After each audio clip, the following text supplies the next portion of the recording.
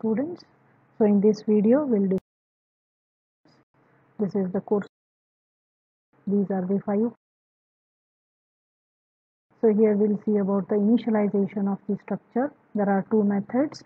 In the first method, we are creating the structure along with initialization. That is, struct is the keyword used to create the structure.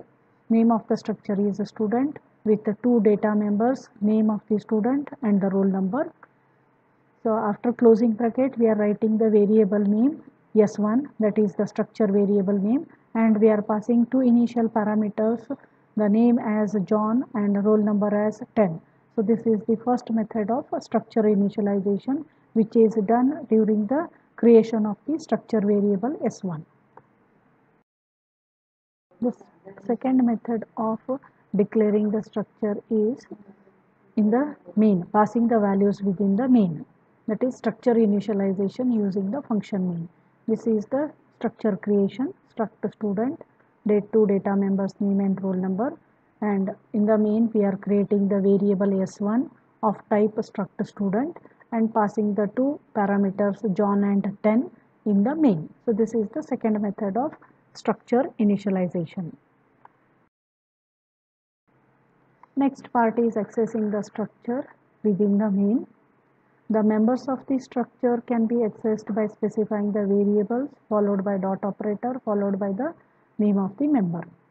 So this is your definition of the structure. Then in the main we are creating the structure variable S1 as struct student S1. Then we are accessing the members, data members, name and roll number using the dot operator like this. Structure variable name dot member variable name.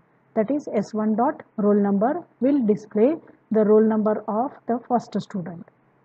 S1 dot name will display the name of the first student. Then similarly, to read the data values from the keyboard, we can use it the same thing within the scanf like this. Scanf %d ampersand S1 dot roll number. So whatever the roll number you enter through the keyboard, it is stored into the S1 dot roll number. Then similarly, name can be stored as S1 dot name. Then close the main. So this is how you can access the structures along with the member names using the dot operator here. Here we have one program which will read and display the 2 product details. So we have to create a first step is to create the structure struct product. The member names, data members are name, price, product ID, quantity. Then the structure is terminated with closing bracket and a semicolon. In the main we are creating the 2 variables because we want to read and display 2 product details. So the 2 variables are P1 and P2 of type product of type structure. Now we have to read the values for these 2 products. I have written code here to read the value and display for one product. You can extend this for the second product. For reading the first product details, we have a printf statement here. Enter product details like name, price, product ID and quantity. Those can be read into the scanf like this. Scanf percentages ampersand P1 dot name. So product name is read. Then scanf %d P1 dot price will read the product price. P1 dot product PROID will read product ID. Similarly quantity. Then using printf you can display the contents of these data members. Then stop the function. So this is one program where you have all the 3 things involved. Creation of the structure, declaration of the variables of the structure and reading the contents of the structure using the member variable and a dot operator. Next concept is structure within a structure. We have one program here. Write a C program to store the information of a person as name, age, salary and date of birth. So we have one structure here to store the details of a person as name, age, salary and DOB. So DOB represents the date of birth. For this the data type is date. So date is another structure which is defined below here. because a date is combination of three parts: day code, month code and year code. So we have to define one more structure here as typedef struct int dd mm yy. The name of this structure is date.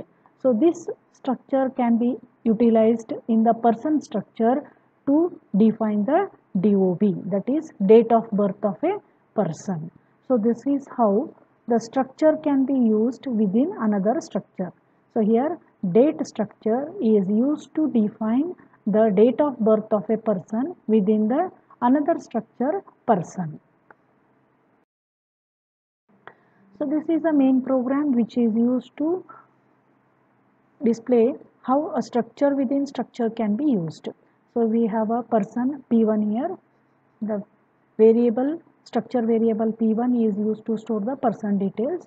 As there is only one variable P1, you can store only one person details here. Name of the person can be stored as P1.name. Age of the person can be stored as P1.age. Salary of a person can be stored as P1.salary. Now, structure within structure, how it is accessed, can be displayed using this scanf statement. So here date is a combination of three things: dd, mm, yy. So you can read the date code in the variable p1.dob.dd. So dd is a data member of dob, dob is a data member of p1. So you can write structure within structure using two dot operators like this: p1.dob.dd. Similarly, for month code, as it is structure within structure, we are using two dot operators: p1.dob.mm, p1.dob.yy. So this is how you can use structure within structure. We have another type of a structure known as a self-referential structure, which is basically used with the pointers. And in a linked list, we are using this self-referential structure where nodes are used to link the list. So each node has two parts: info and link. Info is used to store the data value of the node. Link is used to store the address of next node.